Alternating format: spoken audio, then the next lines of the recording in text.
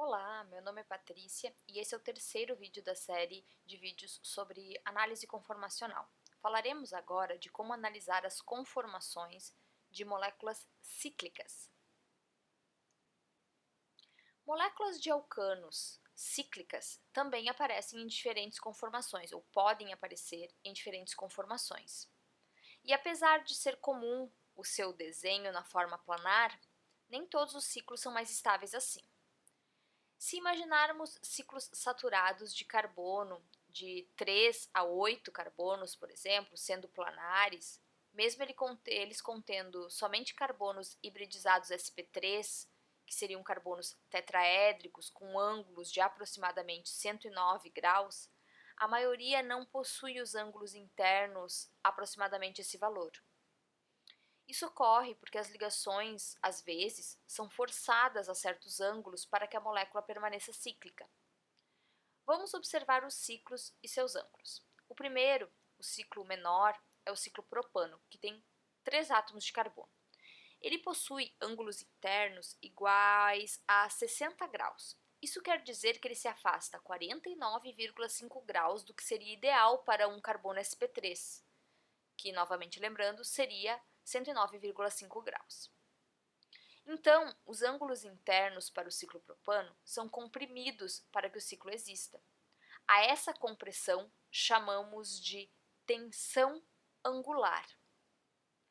Para o ciclo butano, que contém 4 átomos de carbono, o ângulo interno já é maior, é de 90 graus. Sendo assim, o desvio é só 19,5 graus e o ciclo butano possui tensão angular menor do que o ciclo propano. Para o ciclo pentano, que possui 5 carbonos, o ângulo interno já é aproximadamente o ideal. Nesse caso, a tensão angular é aproximadamente zero.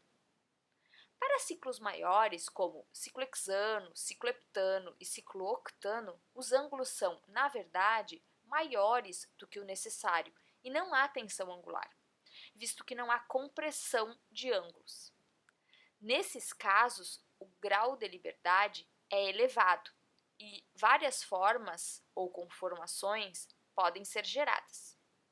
Só lembrando que esses dados mostrados para os ângulos internos são para os ciclos quando estão nas formas planares. Alguns ciclos podem adotar outras conformações e então esse ângulo interno pode mudar. Além da tensão angular, caso as ligações em um ciclo estejam eclipsadas, existe o que chamamos de tensão torsional, sendo maior quanto maior é o número de ligações eclipsadas. Quando for possível distorcer a planaridade e gerar outras conformações para que a tensão torsional seja diminuída, isso acontecerá. Devido ao baixo grau de liberdade, ocasionado pelo tamanho diminuto do ciclo, o ciclopropano acaba sendo forçado a ser planar, em uma conformação onde há alta tensão angular, como vimos. Existe também uma alta tensão torsional, já que todas as ligações ficam eclipsadas. Reparem que conforme vemos girando o modelo, as ligações ficam exatamente uma na frente da outra quando a gente considera uma ligação carbono-carbono por vez. Não importando a ligação carbono-carbono que estejamos olhando. Se fôssemos representar essa forma planar do ciclo propano na projeção de Newman, teríamos a seguinte figura.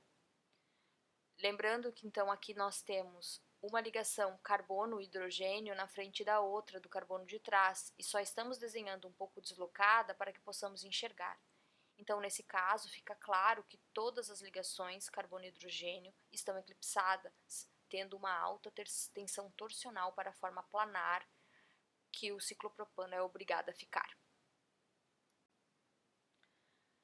Além disso, para que exista o ciclopropano, o ângulo de sobreposição dos orbitais formando as ligações carbono-carbono não é o ideal e as ligações carbono-carbono nesse ciclo são mais fracas do que o normal. Reparem como deveria ser uma sobreposição ideal dos orbitais atômicos dos átomos de carbono. Podemos traçar linhas retas para facilitar a visualização e podemos observar o ângulo ideal de um carbono sp3, ou seja, 109,5 graus. Mas dessa forma não há como fechar um ciclo de 3 membros. Agora vejamos como de fato ocorre a sobreposição para que o ciclopropano possa existir. Vamos traçar a linha ideal reta em cima da sobreposição real. Agora podemos perceber facilmente que a sobreposição não é efetiva. Como é obrigado a ficar planar, o ângulo interno, conforme já comentado, é 60 graus e não 109, e isso afeta o ângulo em que os orbitais estão interagindo e também a efetividade dessa sobreposição. O ciclobutano tem um maior grau de liberdade e, naturalmente, mesmo planar, já tem uma tensão angular menor do que o ciclopropano. Ele pode realizar a distorção da planaridade e isso diminui a tensão torsional quando comparado com a forma planar. Podemos reparar na animação que um dos carbonos fica fora do plano, enquanto os outros 3 ficam no mesmo plano. Isso faz com que algumas ligações não fiquem eclipsadas e podemos reparar na próxima animação, o que diminui a tensão torsional. Simplesmente por algumas dessas ligações não estarem eclipsadas, há uma grande diminuição na tensão torsional. No entanto, essa conformação faz com que o ângulo interno diminua um pouco, ou seja, faz com que haja uma diminuição desse ângulo interno com o aumento da tensão angular. Na forma planar, o ângulo interno seria 90 graus, como vimos, e aqui é 88,5. Mas combinando os dois efeitos, essa conformação é mais estável, porque diminui muito a tensão torsional.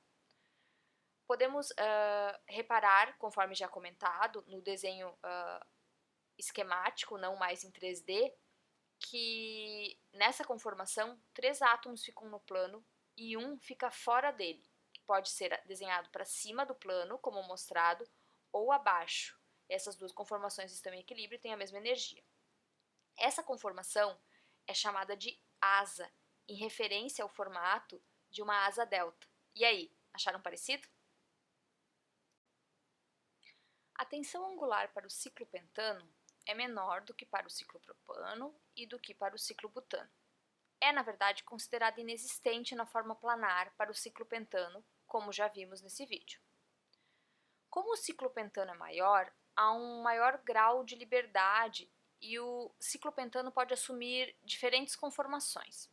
A conformação mais estável é a conformação chamada envelope, que apresenta 4 átomos no plano e um acima ou abaixo do plano. Reparem como essa conformação é similar ao formato de um envelope, sendo que o carbono que está fora do plano é o carbono, é a parte do envelope destacada com a seta. Essa conformação ocorre com o aumento da tensão angular. Um pequeno aumento, o ângulo interno vai de 108 para 104,4 graus. Ela é mais estável do que a conformação planar, pois gera uma grande diminuição da tensão torsional. Reparem na animação. Se repararmos agora, por exemplo, as ligações ficam alternadas. Quando a gente compara algumas ligações carbono-carbono, há pelo menos uma distorção para elas não ficarem exatamente eclipsadas. E qualquer distorção que leve às ligações não ficarem totalmente eclipsadas diminui a tensão torsional. O ciclohexano, por ser maior e ter maior grau de liberdade, pode assumir diversas conformações. Veremos algumas delas. Iniciemos pela mais estável, que é a chamada conformação em cadeira. Podemos perceber que ao alinhar os átomos de carbonos vizinhos, que 4 deles ficam em um mesmo plano, enquanto um fica acima e outro abaixo desse plano. Olhando e alinhando os carbonos vizinhos das ligações carbono-carbono, percebemos que as ligações carbono-hidrogênio ficam alternadas. E isso serve para qualquer ligação carbono-carbono que formos fazer essa avaliação quando o ciclohexano está nessa conformação em cadeira. Nessa vista lateral, ainda fica mais fácil de ver claramente que um carbono fica acima do plano e outro abaixo do plano, enquanto 4 deles ficam em um mesmo plano. Se passarmos essa estrutura 3D para uma projeção de Newman, exatamente essa visão, teremos essa projeção de Newman. Aqui fica mais fácil ainda de visualizar as ligações alternadas, o que gera ausência de tensão torsional para essa conformação. Além disso, o ciclo hexano, por ser maior, não possui tensão angular. Se utilizarmos esses programas de desenho de estrutura, tanto os online quanto os que podemos baixar em nossos computadores, é muito normal já existir a conformação em cadeira pronta, já que, na maioria dos casos, o ciclo hexano fica na maioria do tempo, né, o ciclo hexano fica nessa conformação por ser muito mais estável que as demais, por razões que já veremos. Se escolhermos utilizar essa conformação em cadeira já pronta, ela ficaria mais ou menos assim. O ciclo hexano também pode assumir outras conformações menos estáveis. A conformação em bote ou barco tem todas as ligações eclipsadas, como podemos observar na projeção de Newman. E ainda possui uma interação estérea entre os hidrogênios centrais. Isso explica porque essa conformação é menos importante e tem maior energia do que a conformação em cadeira do ciclo hexano. Se girarmos levemente as ligações, as interações eclipsadas diminuem e a forma em que isso ocorre é chamada de barco ou bote torcido. Essa conformação tem energia maior do que a conformação em cadeira, que é a mais estável, mas menor do que a conformação de bote ou barco, porque alivia um pouco a tensão torsional.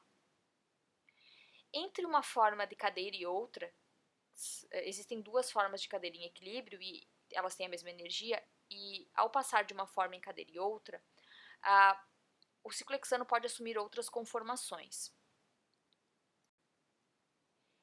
A passagem de uma forma de cadeira e outra basicamente troca o carbono que está acima com o carbono que está abaixo do plano. Ao fazer essa transição, o máximo em energia é a conformação chamada de meia cadeira. Ela possui muita energia associada. A molécula não fica nessa conformação, é apenas uma transição. Já a forma barco é a forma mais energética entre duas conformações de barco ou bote torcido. Essas são as principais formas que o ciclo hexano pode assumir, mesmo que temporariamente. Como a conformação em cadeira é a mais estável do que as outras, mais de 99% das moléculas estão na conformação em cadeira em um dado instante. E por isso, geralmente, a gente desenha o ciclo hexano na forma de cadeira. As ligações de um mesmo carbono em uma conformação em cadeira podem ser diferenciadas em axial ou equatorial, mesmo que elas sejam só ligações carbono-hidrogênio, que são o caso de um ciclo hexano não substituído. As ligações axiais são verticais e elas acompanham o eixo do ciclo hexano. Axial vem de axis, que é eixo em inglês. Já as ligações equatoriais são mais horizontalizadas e são destacadas em azul. Bem, já falamos que as duas conformações em cadeira para o ciclo hexano sem substituinte, elas têm a mesma energia e estão em equilíbrio.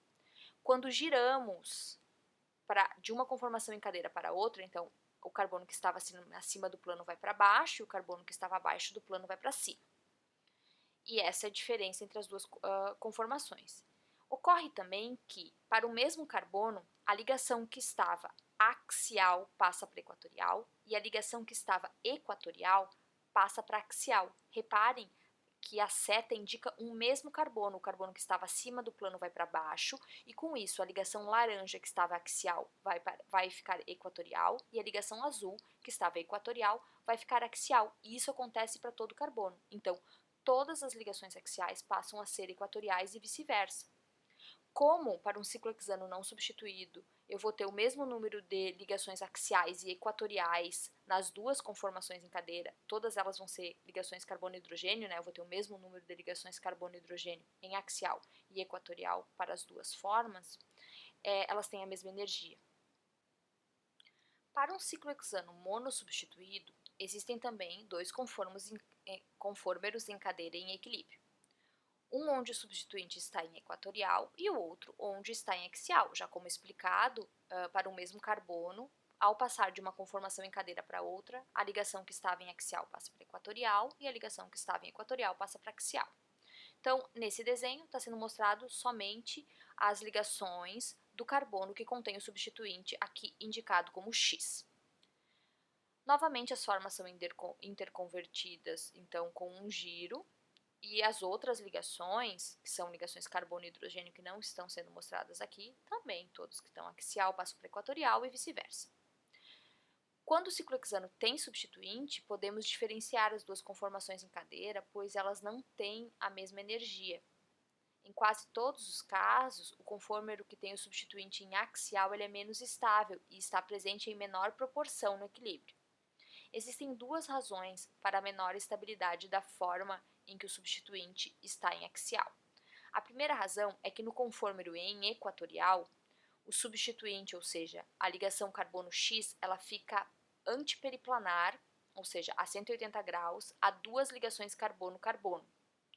Reparem na projeção de Newman, onde os dois grupos em azul estão destacados e estão a 180 graus um do outro, ou seja, antiperiplanares.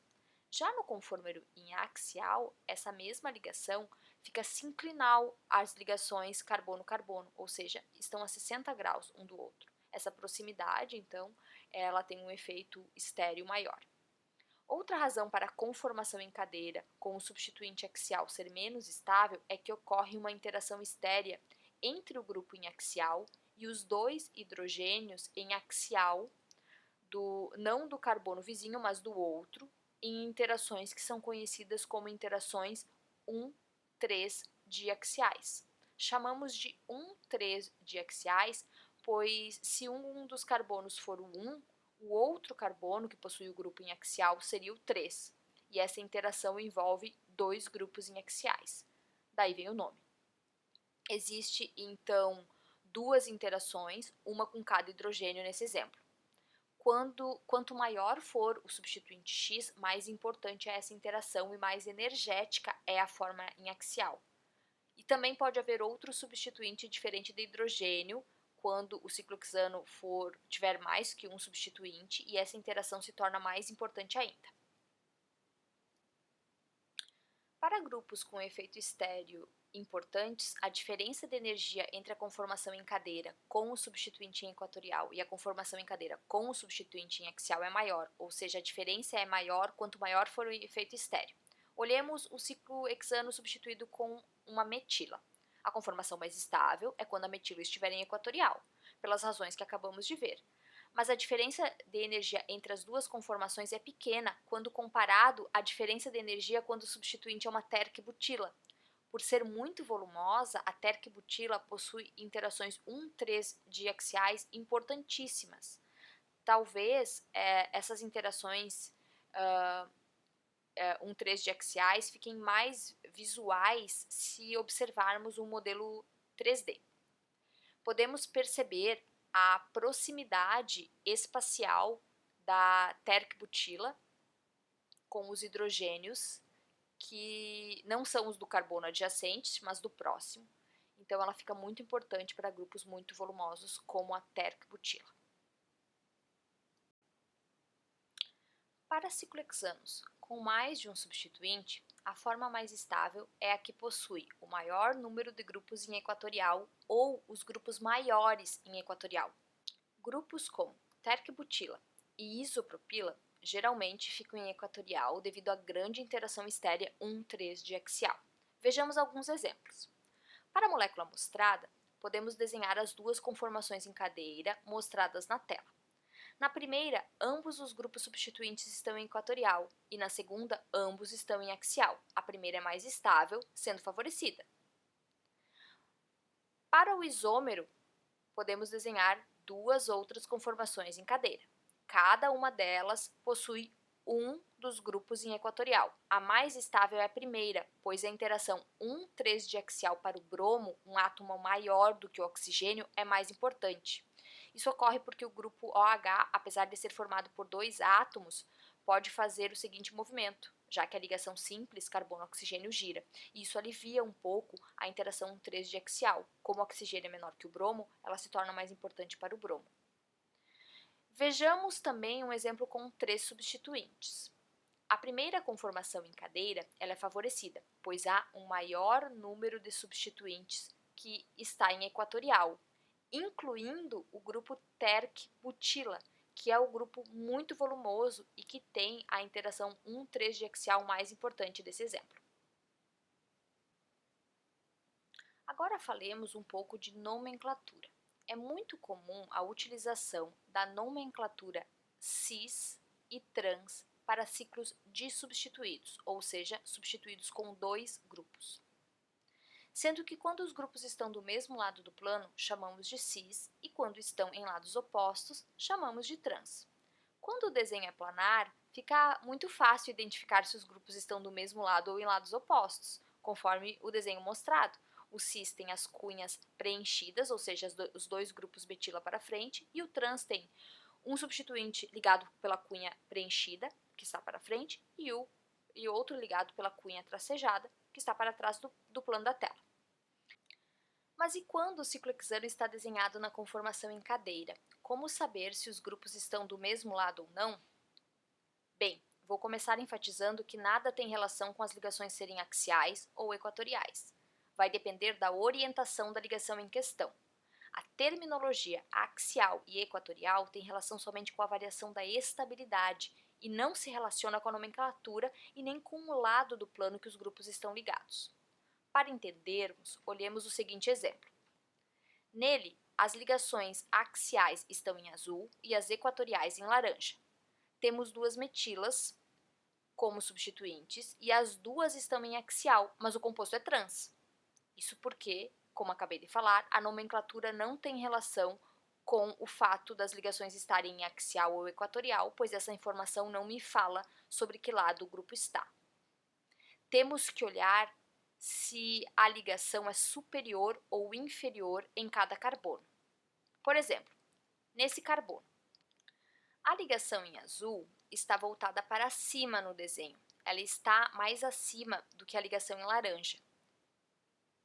Nesse caso, a ligação em azul é a ligação superior, enquanto a ligação em laranja é a ligação inferior. Agora olhemos o outro carbono que possui substituinte. Nele, a ligação em azul está voltada para baixo. Ela é, portanto, mais inferior do que a ligação em laranja, enquanto a ligação em laranja é superior à ligação em azul. Sendo assim, temos que uma das metilas está na ligação superior, enquanto a outra metila está na ligação inferior, e por isso o composto é trans. Outro ponto a ser observado é que a outra conformação em equilíbrio deve ser trans também, pois se trata do mesmo composto. As ligações que estavam em axial agora são equatorial, e as que estavam em equatorial agora são axiais, mas os grupos permanecem em lados opostos. Uma das metilas é a ligação superior e a outra é a ligação inferior. Isso pode ser extrapolado para outros exemplos. Exercite com outros exemplos. Tente descobrir em que lado os substituintes estão ligados e se são cis ou trans quando desenhados na conformação em cadeira. Bem, chegamos ao final da série sobre análise conformacional. Espero que essa série de vídeos ajude no seu entendimento sobre esse assunto. Bons estudos e até a próxima série de vídeos.